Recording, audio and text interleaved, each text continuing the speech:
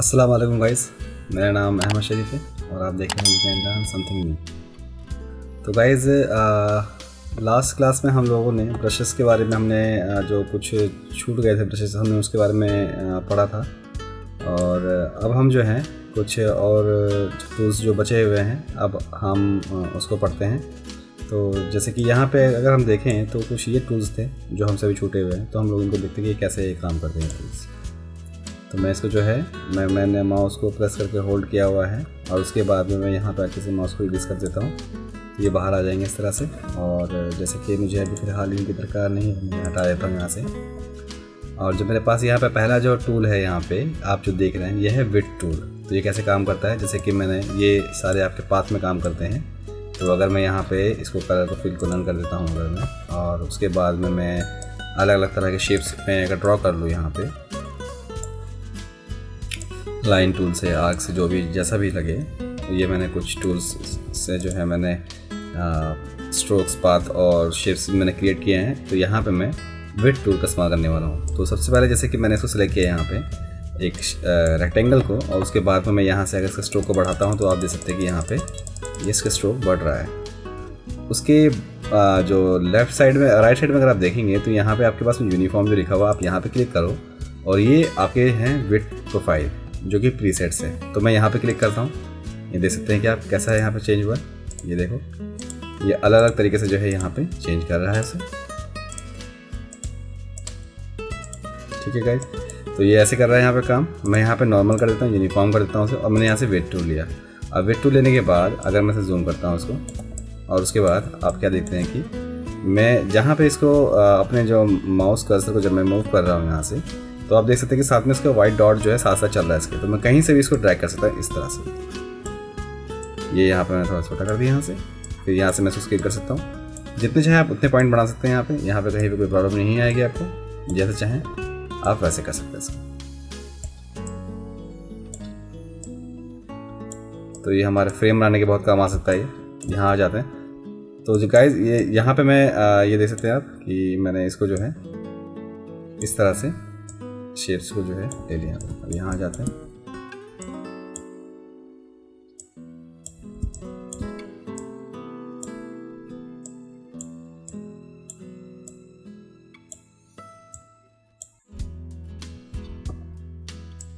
तो ये शेप इस तरह से हमारे बना रहे हैं यहाँ पे। अब अगर मैं ये कहूँ कि मेरा कोई विड्थ प्रोफाइल जो है वो सेव हो जाए और वो इन फ्यूचर में कहीं भी किसी यूज़ करना चाहूँ तो मैं कर सकता हूँ, तो मैं हम कर पाएंगे। मैं एक लाइन टूल से मैं एक शेप बना रहा हूँ प्रोफाइल में। तो जैसे अब स्ट्रोक आप देख सकते हैं, इसका राउंड है, मुझे राउंड में नहीं चाहिए। तो स्ट्रोक में जाएंगे आप, यहाँ पे आपके पास जो कैप सेगमेंट है उसमें आप इसको जो है बट कैप कर लो। तो ये आप देख सकते हैं कि एंड टू एंड हो गया, कोई राउंड नहीं है। अब यहाँ से मैंने विड्थ प्रोफाइल लिया यहाँ से, और अब मैं इसको क्लिक कर ड्रैग कर रहा हूँ इस तरह से।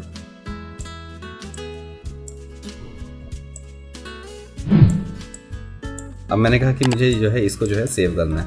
मैंने सेलेक्ट किया हुआ है। इसको सेलेक्ट करने के बाद आपने यहाँ पे आएंगे और यहाँ पे आपके पास में है ऐड टू प्रोफाइल। आप यहाँ पे क्लिक कर दीजिए, ऐड टू प्रोफाइल, नाम होगा विड्थ प्रोफाइल 1, जो भी आप नाम देना चाहे वो दे सकते हैं। ओके कर दीजिए। उसके बाद आप चाहो उसे डिलीट भी मार सकते हो। अब अगर मैं यहाँ पे कोई रेक्टेंगल ड्रॉ करता हूँ और अब मुझे इसमें जो है वो करना है, तो सबसे नीचे जो होगा वो मेरा प्रोफाइल होगा, हम इसको ड्रॉ कर सकते हैं। जब मैंने इसको ड्रॉ किया तो आप देख सकते हैं कि यहाँ पे जो है मुझे वो शो नहीं हो रहा, क्योंकि जो इसका जो स्ट्रोक पॉइंट है वो बहुत कम है। तो अगर मैं सेलेक्ट करके इसका जो अगर मैं स्ट्रोक को बढ़ाता हूँ तब आप मुझे वो शेप को देख पाएंगे, जैसे कि अभी आप देख पा रहे हैं यहाँ पे। तो ये हो गया हमारे पास में विड्थ प्रोफाइल। उसके बाद हमारे पास यहाँ पे हमारे पास आता है wrap tool, quill tool, pucker, bloat, scallop, crystallize और रिंकल। तो जैसे कि मैं यहाँ से एक रेक्टेंगल ड्रॉ किया और उसके बाद मैं यहाँ से मैंने लिया वॉक टूल, और अब देखो कुछ इस तरह से आया। जैसे कि आप देख सकते हैं कि यहाँ पे एंकर पॉइंट भी वो ऐड कर रहा है, साथ में उसको स्मूथ भी कर रहा है वो। तो ये काफ़ी हेल्प करता है हमारे को डिज़ाइन करने में। एक रैंडम शेप हमारे को मिलती है और हम इस तरह से जो है इसको देख पा रहे हैं यहाँ पे। देखो, तो ये हमारे पास में हो गया वॉक टूल। अब अगर इसके जो साइज़ है इसको अगर आपको चेंज करना हो तो आपको क्या करना होगा, यहाँ पे आपको डबल क्लिक करना पड़ेगा। जब आप डबल क्लिक करेंगे तो यहाँ पे आप उसका साइज़ को देख पा रहे हैं। यहाँ पे जो इसका जो है स्टम साइज़ 1.3889 इसको मैं 0.1 कर देता हूँ तो काफ़ी छोटा हो जाएगा। 0.1 इसको भी कर दिया, हाइट को भी, तो सर्कल में ही रहेगा ये। उसके बाद हम कर देंगे यहाँ से ओके, ये देखो बहुत छोटा हो गया। तो हमारे पास में ऑप्शन अवेलेबल हैं, हम चाहें तो उसको जैसे मर्जी वैसे कर सकते हैं। तो हमने इसको 1 कर देते हैं, हम लोग कर देंगे, तो ये काफ़ी बड़ा हो गया। यहाँ पे हमारे पास जो ट्वेल टूल आता है, ट्वेल टूल जो है ये किसी भी शेप को घुमा देता है कुछ इस तरह से। जितनी देर आप माउस को प्रेस करके होल्ड रखोगे उतना देर ये घूमेगा ऐसे।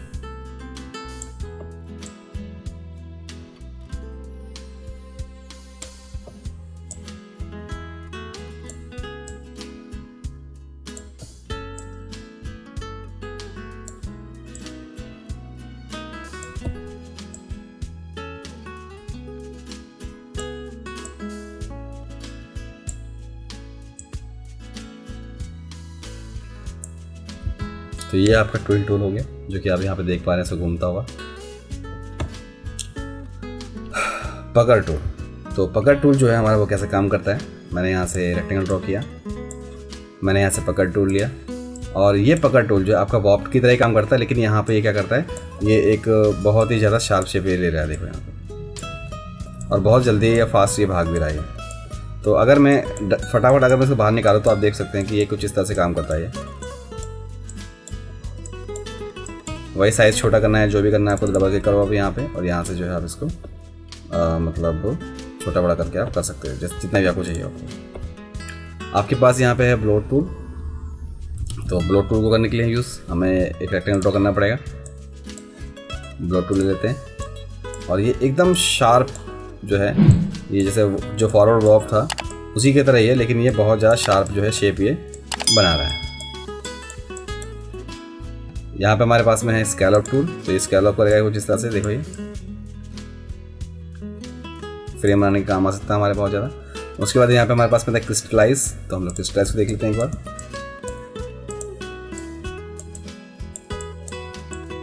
ये हमारा क्रिस्टलाइज कर रहा है उसको। डबल क्लिक करके आप इसके जो है साइज वाइज जो भी आपको करना, अगर आप वैक्यूम टैबलेट पेन प्रेशर कुछ यूज़ कर रहे हैं आप टैबलेट टाइप का, तो आप यहाँ से जो है इसको यूज़ पेन प्रेशर भी कर सकते हैं यहाँ से, फिलहाल नहीं। ओके, उसके बाद लास्ट में जो आपके पास में ऑप्शन था रिंकल टूल, तो हम रिंकल टूल को देखते हैं कैसे काम करता है ये। तो रिंकल टूल के लिए मैंने रेक्टेंगल को ड्रॉ किया है यहाँ पे, और रिंकल टूल ले लिया। तो ये देखो ये इस तरह से जो है ये वर्टिकल जो है वो बना रहा है, हॉरिजॉन्टल लाइन में वर्टिकल जो अप एंड डाउन जो है वो बना रहा है यहाँ पे वर्टिकल में। अब अगर मैं इसको चाहूँ कि हॉरिजॉन्टल बनाए, जैसे कि इस तरह से चल रहा है, लेकिन यहाँ पे ये नहीं चल रहा है, तो ये आपका वर्टिकल में काम कर रहा है। तो डबल क्लिक करो यहाँ पे गाइस, और उसके बाद नीचे की तरफ में जो है आप यहाँ पे देख सकते हैं जो रिंकल ऑप्शन है, यहाँ पे आपका जो है क्या है हॉरिजॉन्टल जो है 0% है। तो मैं इसको कर देता हूँ 100%। जब हम ओके करेंगे इसको, तब अगर मैं यहाँ पे करूँगा तो देख सकते हो आप यहाँ पे ये इस तरह से जो है रिंकल्स बनाने से रेडी कर दिए। तो हमारे पास में शेप आ गई बहुत अच्छी से। तो इस तरह से जो है हमने यहाँ पे ये जो टूल्स थे हमारे, हमने इसको देख लिए। गाइस देखो, मैं अभी ये जो टूल्स मैं आपको जो बता रहा हूँ, ये जस्ट आपके इलस्ट्रेटर की जानकारी के लिए है, कि आपको इलस्ट्रेटर के बारे में पता लग जाए कि इलस्ट्रेटर कैसे काम करता है। उसके बाद आपको जो है कुछ ऐड वैड जो बनाने होंगे, तो वो उसके बारे में मैं आपको असाइनमेंट जो है अभी मैं मतलब दूंगा आप लोगों को, कि आप क्या क्या कर सकते हो। या फिर मैं आपको इन फ्यूचर जो है मैं आपको जो और आने वाले जो ट्यूटोरियल्स है उसमें आपको मैं मतलब डिज़ाइन बनाना, जैसे पोस्टर डिज़ाइन करना हो गया, लोगो डिज़ाइन करना हो गया, इन सब चीज़ों के बारे में आपको मैं बताऊंगा। लेकिन अभी जो है ये जस्ट आपको इलस्ट्रेटर को समझने के लिए कि इलस्ट्रेटर के टूल्स किस तरह से काम करते हैं, और वो हम तो कर रहे हैं उसको हम। तो यहाँ पे हमने देखा यहाँ पे इस तरह से, और उसके बाद यहाँ पे जो है हमारे पास में एक फ्री ट्रांसफॉर्म टूल है, जो कि हम लोगों ने लास्ट क्लास में भी डिस्कस किया था इसको। लेकिन यहाँ पे मैं कुछ और इसके बारे में बताना चाहूँगा कि जैसे कि क्या होता है, कभी कभार हम लोग जब इसको हमको कभी कभार शॉर्टकट का इस्तेमाल कर लेते हैं, जिसकी वजह से जो है हमारे पास में जो है ये मैं सिलेक्शन टूल से मैं उसको स्केल करने की कोशिश कर रहा हूँ, लेकिन ये स्केल नहीं हो पा रहा है, क्योंकि मेरे से कुछ शॉर्टकट्स में मेरा दब गया है, जिसकी वजह से वो ट्रांसफॉर्म टूल नहीं आ रहा है। तो जो इसका जो यहाँ पे अगर व्यू में अगर जाएंगे तो शो बाउंडिंग बॉक्स जिसे हम बोलते हैं, वो डिसेबल हो चुका है बाउंडिंग बॉक्स। तो इस तरह इस प्रॉब्लम को अगर हमारे पास में आ जाती है, तो हम लोग क्या करते हैं, हम फ्री ट्रांसफॉर्म टूल ले लेंगे और यहाँ से हम इसको ईजिली हम स्केल कर सकते हैं, कोई दिक्कत वाली बात नहीं है। तो ये तो आप लोग कर ही लोगे, मुझे पता था, लेकिन जो मुझे बताने की ज़रूरत है वो ये है कि जब हम इसको बाउंडिंग बॉक्स को अगर हमारे को नहीं मिलता तो अगर हम कंट्रोल शिफ्ट वी करते हैं तो पेस्ट इन प्लेस होता है वो, तो कभी कभार कंट्रोल शिफ्ट वी के साथ बगल में जो होता है बी, हम बी प्रेस कर देते हैं जिसकी वजह से वो हाइड हो जाता है। तो फिर आप उसी को दोबारा से अगर प्रेस करते हैं तो फिर ट्रांसफॉर्मेशन टूल आपके पास में आ जाता है। तो ये आपके पास में एक ये है जो कि गलती से होता है, ये हमेशा नहीं होता लेकिन गलती से होता है। पपेट रैप टूल जो है ये आपका बहुत इंटरेस्टिंग टूल है, ये वाला भी। इसको अगर हम इन फ्यूचर कभी देखेंगे, अगर हम कुछ बनाएंगे कुछ डिज़ाइन तो उसमें अगर ये यूज़ में आएगा तो मैं तब पपेट रैप बताऊँगा, या फिर मैं अभी बता सकता हूँ तो अभी बता देता हूँ, कोई दिक्कत वाली बात नहीं है यहाँ पर। लेकिन कुछ शेप कार्टून वार्टून बनाते हैं तो उसमें ज़्यादा मज़ा आता, क्योंकि ये जो है पपेट रैप कैसे काम करता है, जैसे कि अगर मैं यहाँ पर इनको कुछ बनाना चाहता हूँ तो मैंने यहाँ से पपेट रैप को लिया और जस्ट एक पिन मारना है, जैसे कि यहाँ पे देख सकते हो कि यहाँ पे स्टेम में पिन आ गए, 4 पिन यहाँ पे ऑलरेडी कर रखे हैं। तो मैं इसको इस तरह से जो है ये देखो, ये बहुत सही तरीके से जो है हम इसको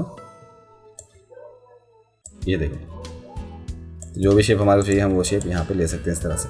तो शानदार टूल है ये वाला पपेट रैप, तो इसका इस्तेमाल आप कर सकते हो। अगर यहाँ पे अगर आपको जैसे कि जब मैं पपेट रैप लेता हूँ तो अगर मुझे बीच में कहीं लॉक करना है तो मैं यहाँ पे ऐड कर सकता हूँ यहाँ पे, और इसको देखो जितने चाहे उतने आप इसको जो पिन है वो उसका इस्तेमाल करके आप कर सकते हो। तो देखो ये एक डायनामिक तरीके से जो है आपको पूरी बॉडी इसमें जो हिल रही है और आप इसे बहुत अच्छा सा एनिमेशन दे सकते हो। लेकिन एनिमेशन तो यहाँ पे है नहीं, तो ये फ्लैश में बहुत यूज़ में आता है, फोटोशॉप में यूज़ में आता है। ये यहाँ पे तो फिलहाल जो भी है आपके सामने ही है। तो ये हुआ यहाँ पे हमारे पास में पपेट रैप टूल।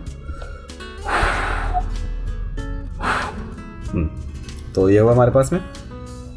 तो गाइज़ हमारे जो टूल्स थे, जो मेन जो टूल्स थे, जो अभी तक के जो टूल्स थे हमारे, जो रिंकल टूल्स और ये सब चीज़ें जो हमारी जो कंप्लीट हो गई हैं, तो अभी तक के लिए मैं इसको वाइंड अप कर रहा हूँ। मैं इसी का जो है एक नेक्स्ट जो ट्यूटोरियल शेप बिल्डर, हम इसके बारे में नेक्स्ट क्लास में पढ़ेंगे। तब तक के लिए बहुत बहुत शुक्रिया आपको देखने का। अगर आपको ये ट्यूटोरियल अगर अच्छा लगा तो आप इसे लाइक करिए, सब्सक्राइब करिए। आगे जो है नेक्स्ट ट्यूटोरियल में शेप बिल्डर के बारे में और इन सब चीज़ों के बारे में डिस्कस करेंगे। तो एक छोटा सा शेप बिल्डर का ट्यूटोरियल बनाऊंगा, उसके बाद मुझे पर्सपेक्टिव का एक बहुत लंबा ट्यूटोरियल जाएगा। लेकिन पहले जो है हम शेप बिल्डर को पढ़ेंगे, उसके बाद हम जाएंगे पर्सपेक्टिव ट्यूटोरियल में। तो गाइस बहुत बहुत शुक्रिया आपका, लाइक सब्सक्राइब शेयर, खुदा हाफिज़।